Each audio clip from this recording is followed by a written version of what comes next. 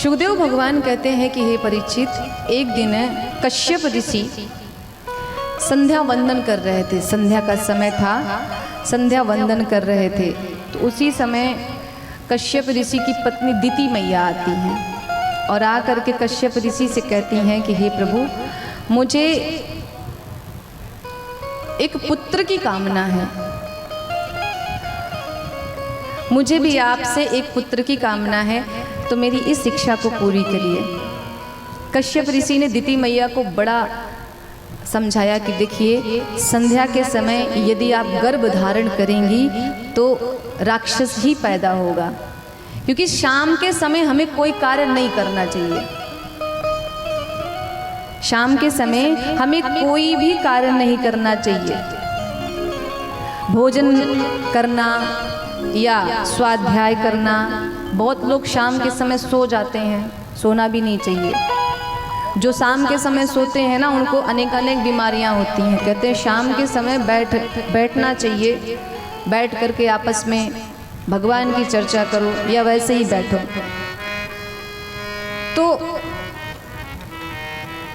सूर्यास्त के समय गर्भ धारण आप करेंगी तो राक्षस ही पैदा होंगे। मैया नहीं मानी, हट किया, और अंत में जब वो गर्भवती हुई तो उन्हें अपनी भूल का पता चला, और जब उनको अपनी भूल का पता चला तो भगवान तो अपने पति के समक्ष गई, महाराज के समक्ष रोने लगी कि अब मेरा क्या होगा, अब तो मैंने गर्भ धारण कर लिया है और मुझे पता है कि मुझे राक्षस ही पैदा होगा महाराज, अब मैं क्या करूं। तो ऋषिवर कहते हैं कि चिंता मत करो, आपको ऐसे पुत्र प्राप्त होंगे जिनका वध करने के लिए भगवान को खुद आना पड़ेगा। ऐसे साधारण पुत्र नहीं होंगे आपके दिव्य पुत्र होंगे, बस उनकी प्रवृत्ति राक्षसों की होगी। इसके बाद में अब शुकदेव कहते हैं कि अब मझली बेटी देवहूति का प्रसंग आता है इस प्रकार से। हिरणाक्ष और हिरणाकश्यपु नाम के दो पुत्र मैया ने समय के साथ जन्म दिया। दिति मैया ने, भगवान ने आज वाराह स्वरूप धारण करके हिरणाक्ष का वध किया और सृष्टि का विस्तार हुआ। पहले बेटियों का वंश बतलाया गया, इसके बाद मझली बेटी की बात आती है। तो मझली बेटी देवहूति मैया का विवाह मनु महाराज ने कर्दम ऋषि के साथ किया। देवहूति मैया के घर में ही भगवान कपिल का अवतार हुआ। बोलिए कपिल महाराज की।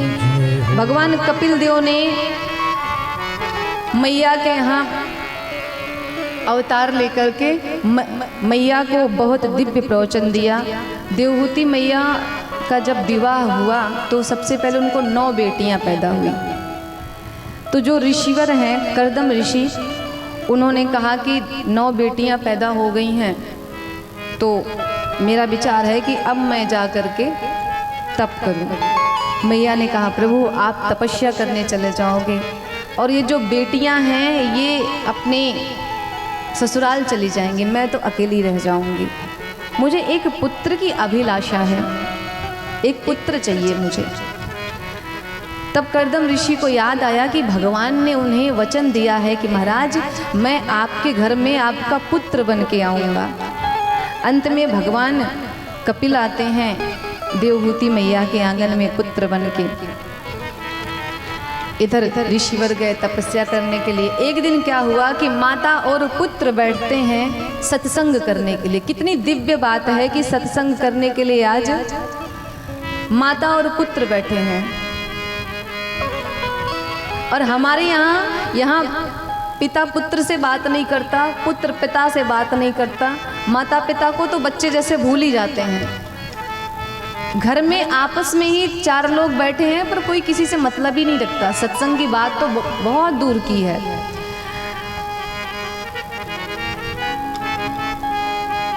तो दोनों माता पुत्र बैठे हैं और बैठने के बाद जो दिव्य सत्संग प्रारंभ हुआ है ना, कि आज कपिल देव महाराज की जो मैया हैं वो आज प्रसन्न हो गई ऐसा पुत्र पा करके। और कहती हैं कि हे पुत्र, मेरे कुछ प्रश्न हैं जिनका मैं आपसे उत्तर चाहती हूँ। क्या प्रश्न है? मैया कहती हैं कि हे पुत्र, मैंने जीवन भर भोग विलासों को भोगा, बहुत सुख सुविधाओं का मैंने आनंद लिया, लेकिन मेरा मन अभी इनसे भरा नहीं। ऐसा क्यों होता है कि हम जीवन भर सुख सुविधाओं में रहते हैं, फिर भी हमारे मन को तृप्ति नहीं होती, हमारी तृष्णा नहीं समाप्त होती, हमारी कामना नहीं समाप्त होती। तो कपिल भगवान कहते हैं कि हे मैया, हमारी तृष्णा तब तक नहीं समाप्त होगी जब तक हम अपने मन को अपने वश में नहीं करेंगे। जिस दिन आपने अपने मन को साध लिया, उसी दिन आपकी सारी तृष्णा समाप्त हो जाएगी और मन तभी सधेगा जब आपके जीवन में भगवत नाम संकीर्तन शामिल होगा। जब तक भगवान की कृपा नहीं होगी तब तक आपका मन सधने वाला नहीं है। और इसके लिए हमें क्या करना होगा? कपिल भगवान कहते हैं मैया, इसके लिए आपको भगवान के समीप जाना होगा, भगवान की शरण में जाना होगा। हुई जाए जो वृंदावन मेरा पैगाम ले जाना। कितने भगत ऐसे भी होते हैं जो जीवन भर सोचते हैं पर जा नहीं पाते, इसलिए वो कहते हैं मैं खुद तो आ नहीं सकता, मैं खुद तो जा नहीं सकता, मेरा परिणाम ले जाना, मेरा सामान ले जाना। अरे कुछ नहीं तो मेरा सामान ही ले जा करके उस सांवरे के चरणों में रख देना, वो तो मेरी वस्तु को देख करके मेरी तड़प को पहचान जाएगा। क्योंकि सुदामा महाराज की पत्नी ने यही किया था भगवान के साथ। वो खुद नहीं गई, लेकिन उन्होंने चावल को भेजा और भगवान उस चावल का दर्शन करके उनकी तड़प को समझ गए थे। इतने मेरे बिहारी जी समझदार हैं, कृपालु हैं, दयालु हैं।